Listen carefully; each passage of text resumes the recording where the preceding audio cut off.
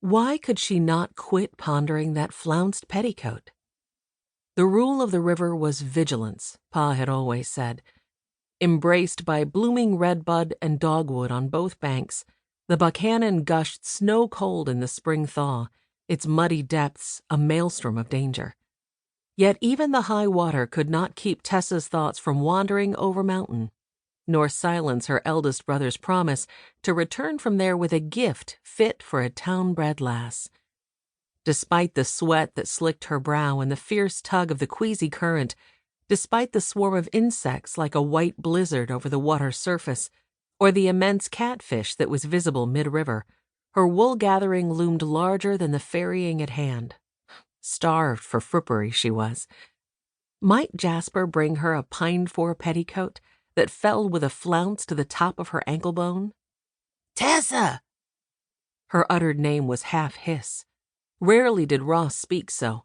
If he'd jabbed her with his iron-tipped setting pole, she'd have been less startled. While his gaze swung wide, taking in the opposite shore, hers narrowed to her youngest brother. His wary stance bespoke danger as much as the nervy, blindfolded horse they'd taken aboard their ferry.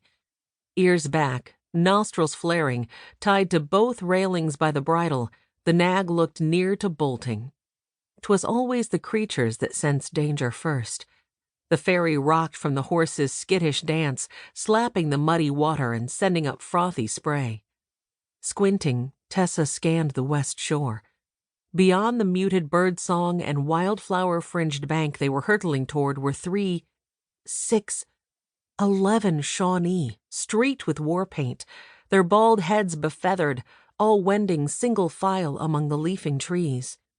Their blackened eyes so like a coon's, their split earlobes adorned with flashing pendants and hoops, and their near-naked, hard-muscled forms sent a tremor through her. Even without war clubs, knives, and muskets likely gotten in Pontiac's rebellion, these were the deadliest of forest warriors, dark eyes trained on the ferry. "Lord Almighty," Ross breathed. 'Twas something their mother oft said, the start of many a silent prayer. Here and now, in their predicament, it seemed more epithet. "Pull backwards," Tessa choked out. "Backwards ain't no better," Ross shot back. Jerking her head around, she saw more Indians along the riverbank they'd just left. But not Shawnee. Cherokee. Bitter enemies. At mid-river now, the blindfolded horse's owner began a slow raising of his rifle. But at whom? Which side? "Drop anchor." Tessa spat out the hasty words like rancid cider. Ross was already at work, abandoning his setting pole for the heavy, forged iron weight roped to the deck.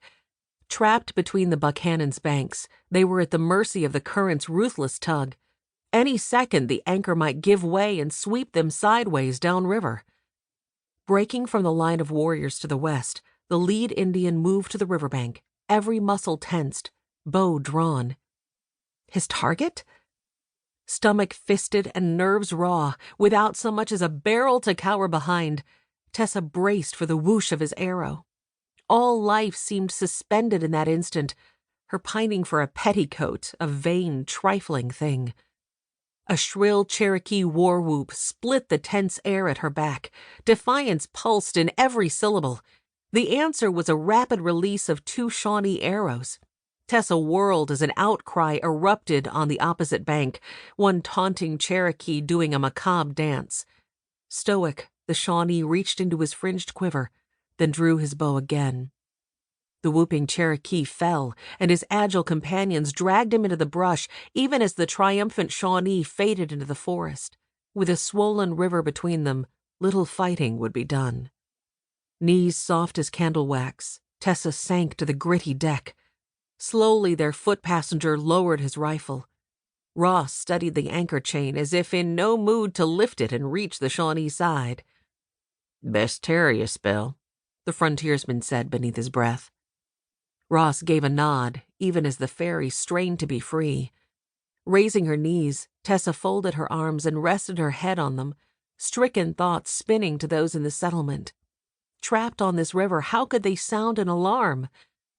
Quickly she ticked off the whereabouts of those in gravest danger.